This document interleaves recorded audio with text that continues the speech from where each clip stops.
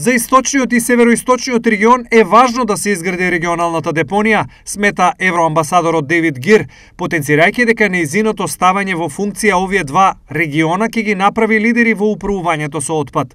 When implemented, this will make a huge difference for citizens. Кога ќе се спроведе, ова навистина ќе доведе до огромно подобрување за граѓаните на овој регион и ќе го стави самиот регион на фронтот на прво место во однос на управувањето со отпад.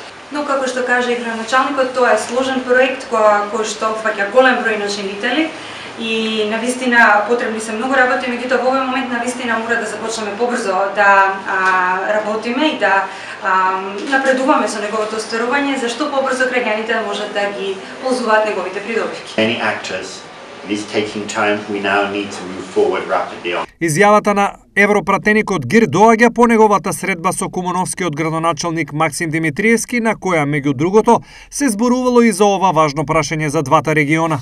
Ова е проект кој што се реализира од страна на поголем број на општини од источниот и североисточниот регион, а конечната цел е да се затвори градската депонија.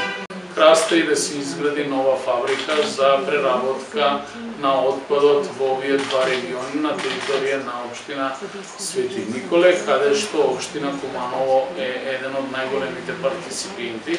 Сепак на терен работите одат бавно и тешко. Дивите депонии и ѓубришта кои требаше да бидат исчистени уште лани, се уште не се ни започнати да се чистат, а новата локална власт на Свети Николе бара веќе утврдена локација кај Мечкуевци да се замени со Богословец.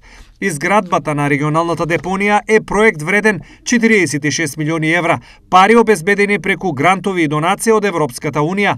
Општините од Штипскиот и Кумановскиот региони Свети Николе веќе имаат искористено дел од европските пари за набавка на камиони и контейнери за отпад.